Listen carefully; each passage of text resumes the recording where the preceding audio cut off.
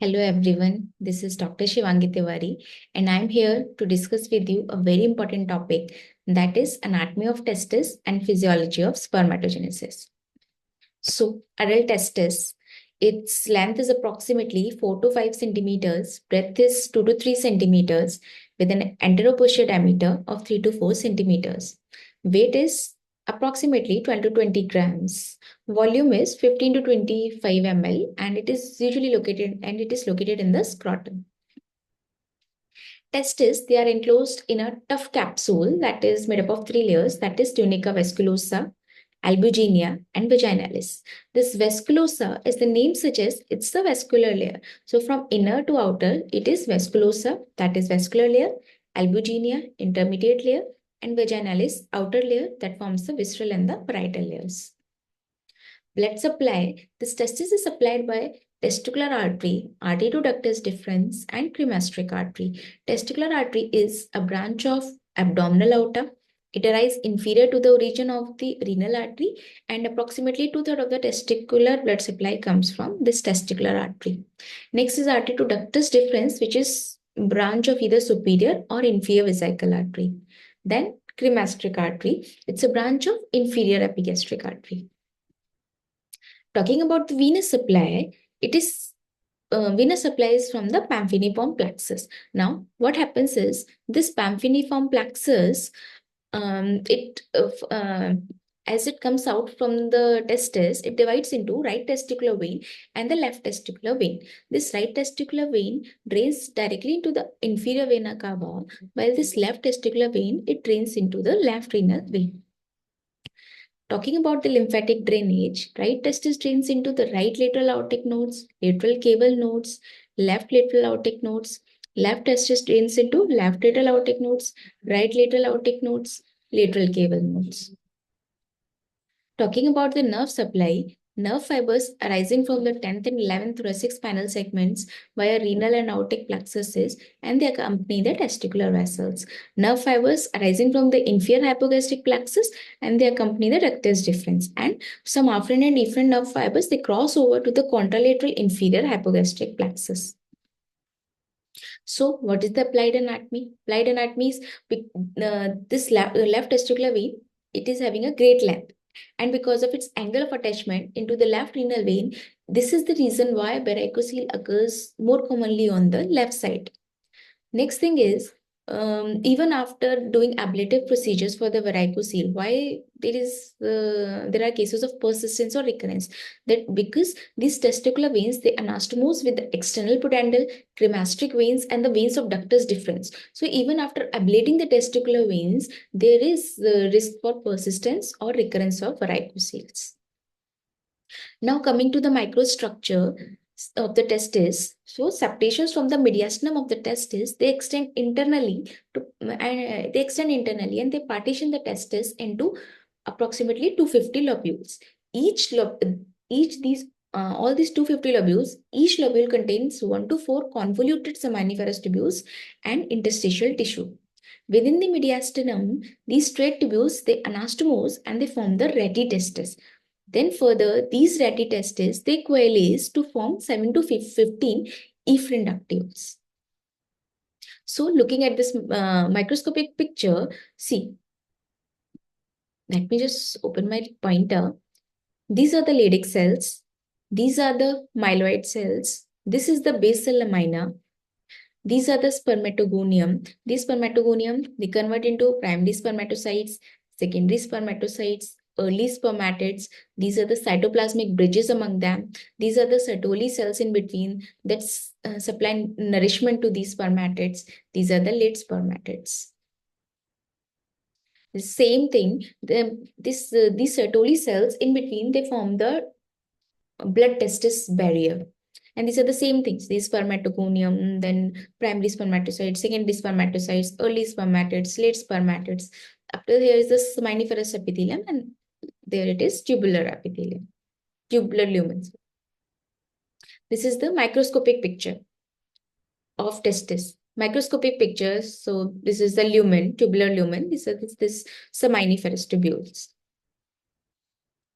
Now, moving towards the cells. What are Sertoli cells?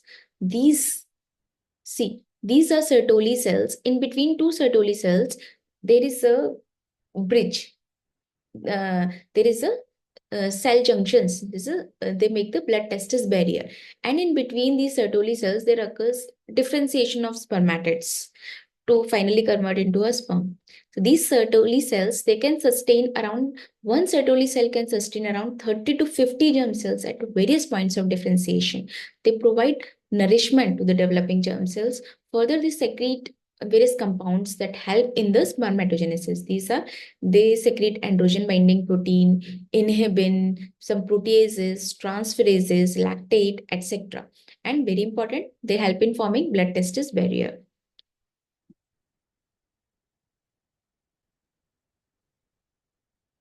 Now, next cells are germ cells. These germ cells, there are various types. These are progenitor A, dark spermatogonia, then pale spermatogonium, B spermatogonia. Then these spermatocytes, they undergo from prelactotine, then lactotine, zygotine, pectine, and diplotine spermatocytes. Then they convert into secondary spermatocytes, then spermatids, and finally spermatozoa. So, moving towards very important thing, that is spermatogenesis. What is spermatogenesis? It is the development of haploid spermatozoa from germ cells in the seminiferous tubule. And the mean duration for spermatogenesis is approximately 74 days. This spermatogenesis can be divided into 4 parts. And this spermatogenesis is regulated by the factors that are emitted from the Sertoli cells, peritubular cells, Leydig cells, and the vasculature. There are mainly 4 steps in the spermatogenesis. These are proliferation, meiosis, differentiation, and spermiation. Moving towards the first step, that is proliferation. What happens is there are spermatogonium. There are 2 types, AD, that is dark type of spermatogonium, and AP, that is pale spermatogonium. These spermatogoniums, they undergo regeneration. So sometimes when these dormant spermatogonium, when they convert into the active spermatogonium, these active spermatogonium, they undergo proliferation process and they convert into the B type of spermatogonium. That is known as a proliferation phase.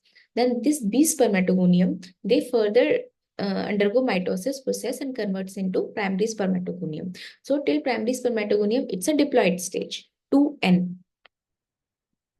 Then occurs meiosis 1. What happens is these primary spermatocytes, they undergo meiosis 1 and convert into secondary spermatocytes. Then these secondary spermatocytes, they undergo meiosis 2 and they convert into spermatids.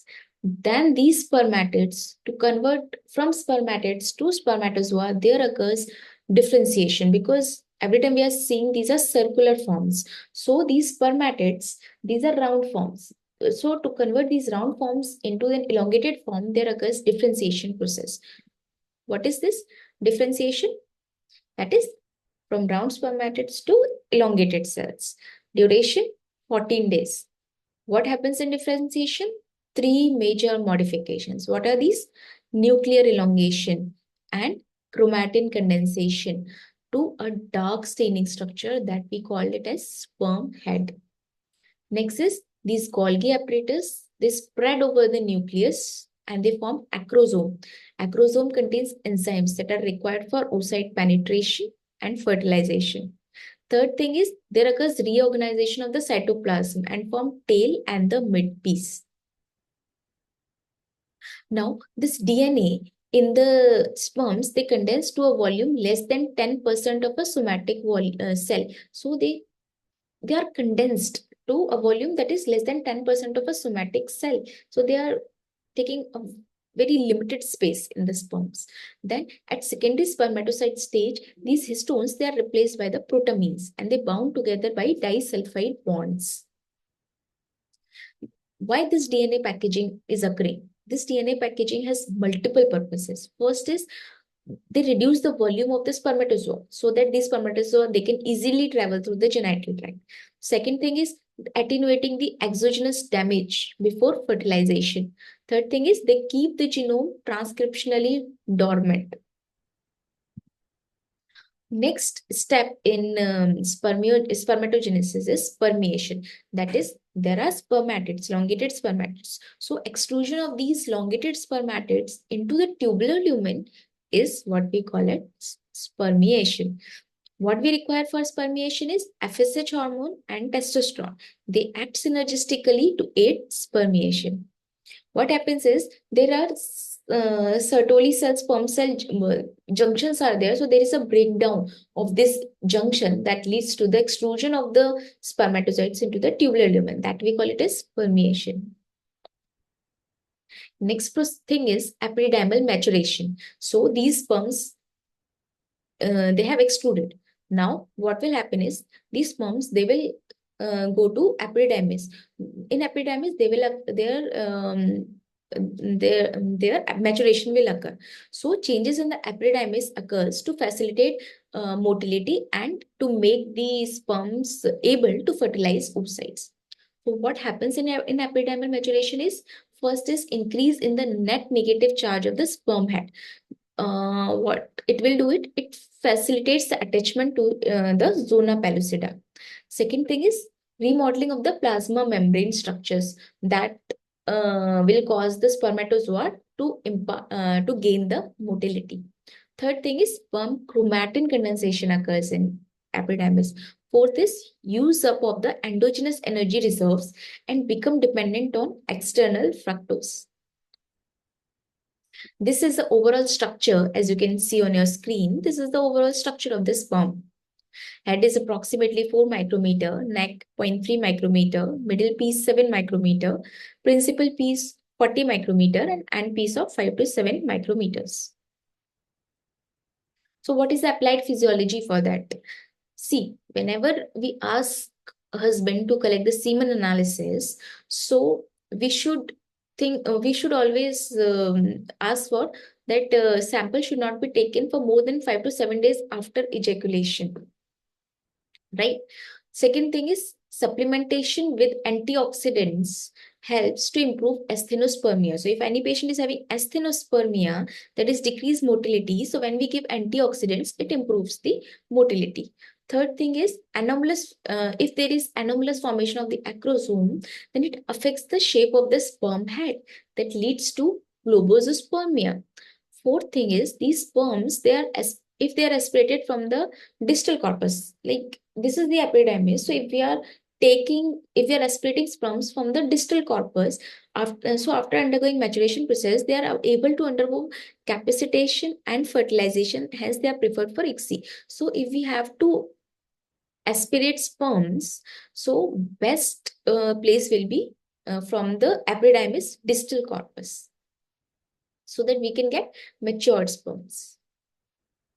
This is showing that blood testis barrier that we know these Sertoli cells, they together form the blood testis barrier. Now, what are the functions of blood testis barrier? To control the passage of large molecules from the interstitial tissue and the basal compartment of the seminiferous tubule to the lumen and surrounding area. Second thing is to protect the developing spermatozoites from blood-borne toxins.